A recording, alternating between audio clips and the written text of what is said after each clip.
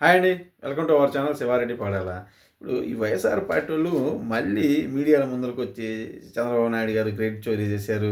అదంతా మా జగన్ పుణ్యమే. అంతా మేమే చేసింది. మా వల్లే ఇదంతా జరిగిందని రొటీన్ మాటలు మళ్ళీ చెప్పే ఛాన్స్ అయితే ఉందని నాకు అనిపిస్తుందండి. అదేందో తెలుసుకునే ముందల నేను మన వ్యూవర్స్‌ని రిక్వెస్ట్ చేసేది ఏందంటే, ఇప్పటివరకు మన ఛానల్ ఎవరైనా సబ్స్క్రైబ్ చేసుకోనుంటే సబ్స్క్రైబ్ చేసుకోండి. కంటెంట్ నచ్చితే లైక్ చేయండి. సపోర్ట్ చేయండి. ఓకే. ఇప్పుడు మ్యాటర్‌లోకెళ్తే 2014 రాష్ట్ర విభజన తర్వాత చంద్రబాబు నాయుడు గారు ఈ జేఎస్‌డబ్ల్యూ అనే దాంతో మాట్లాడేసి కడపలో స్టీల్ ప్లాంట్ పెట్టాలనే దానికి ఒక శ్రీకారం చుట్టారు. ఆ తర్వాత ప్రభుత్వం మారిపోయింది.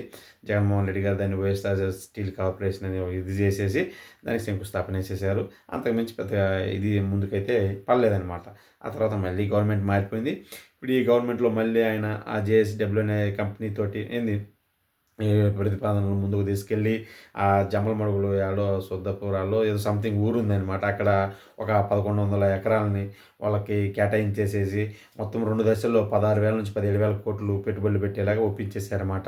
ఈ మొదటి దశలో 4,500 కోట్లు పెట్టుబడి పెట్టేసి ఎన్నో లక్షల టన్నులని ఉత్పత్తి చేసేసి ప్రత్యక్షంగా ఒక 1000 మందికి, పరోక్షంగా ఒక 4,000 మందికి, మొత్తం ఒక 5,000 మంది దాకా ఉద్యోగాలు కల్పించేసి ఏ ఏ అదే ఎలక్షన్ ఉంటుంది కదా 2029 ముందర దాన్ని ప్రారంభించాలని ఒక ప్లాను. ఆ తర్వాత మిగతా 11,000-12,000 కోట్ల పెట్టుబడితోటి ఇంకొన్ని టన్నులు మిలియన్ టన్నుల ఉత్పత్తిని 2034 లోపు ఇది చేసేలాగా, దాన్ని పూర్తి చేసేలాగా, దాని ద్వారా కొంతమందికి ఉద్యోగాలు తెచ్చేలాగా ప్లాన్ చేశారన్నమాట. ఇది దాని యొక్క కంప్లీట్ స్ట్రక్చర్. అంటే ఒక దశ, మొదటి దశ వచ్చేసి ఎలక్షన్ ముందల, రెండో దశ వచ్చేసి ఎలక్షన్ ముందల ఇది చేయాలని ఆయనైతే ప్లాన్ వేసుకున్నాడు. ఒకవేళ అది కానీ చేసేసారనుకో వెంబడి మనం వచ్చేస్తామన్నమాట. ఏంది అది అసలు దానికి కడపలో స్టీల్ ప్లాంట్‌కి శంకుస్థాపన చేసింది మా అన్నే. దానికి చేసింది మేమే. వైఎస్ఆర్ స్టీల్ కార్పొరేషన్ పెట్టింది మేమే.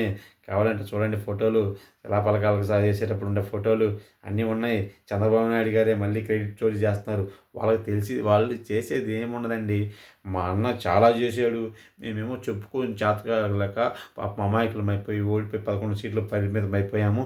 ఈ జనాలు కూడా చదువుకున్నోళ్ళు కూడా గొర్రెల మాదిరి వాళ్ళ యొక్క ఎదవ ప్రచారాలను నమ్మి మా అమాయకులను మా అన్నను ఓడించారండి పాపం. మేమేం చాలా చేశామండి. కానీ చెప్పుకోలేకపోయామండి. ఏం చేస్తామండి? మేము చేసిన పథకాలైతే చెప్పుకున్నామండి. మేము తెచ్చిన కొర మెడికల్ కాలేజీలు అయితే చెప్పుకున్నామండి. మళ్ళీ పోర్టులు అంటాం, అవి అంటాం, ఇవ్వమంటాం కానీ మమ్మల్ని ఎవరు నమ్మటం లేదండి. ఎందుకంటే మేము కొన్ని తెచ్చినా కానీ మేము పదే పదే అబద్ధాలు చెప్పడం వల్ల మమ్మల్ని నమ్మట్లేదేమో అని మాకు తెలిసిన, అది మేము గ్రహించిన మళ్ళీ పదే పదే అవే చెప్తామండి అని వాళ్ళ యొక్క వ్యవహారం. ఇప్పుడు వైజాగ్‌లో ఇనార్బిట్ మాల్ ఉంది కదా! దాన్ని జగన్ గారే కదా తెచ్చారు. దాన్ని మీరే క్రెడిట్ క్లెయిమ్ చేసుకుంటున్నారు కదా! ఆ తర్వాత ఈ ప్రభుత్వం వచ్చాక దానికేం అడ్డుపడలేదు కదా! ఎలాగో మిగతా జగన్ గారు ఇచ్చిన అట్లాంటి సహాయ సహకారాలు ఇచ్చారు కదా! వాళ్ళు పూర్తి చేశారు కదా! పూర్తి చేసిన తర్వాత వచ్చేసి ఈ ప్రభుత్వం వచ్చేది ఇదంతా మాదే, జగన్ చేసింది ఏం లేదు అని చెప్పుకోలేదు కదా! దాన్ని అంతటితో వదిలేసారు. అట్లుంటే తర్వాత ఏదైనా చెప్పినా నమ్ముతారు. ఓకే. వీళ్ళు క్రెడిట్ అదే క్లెయిమ్ చేసుకుంటారంటే భవిష్యత్తు చేశారేమని. బట్ మేము అట్లా చేయమండి.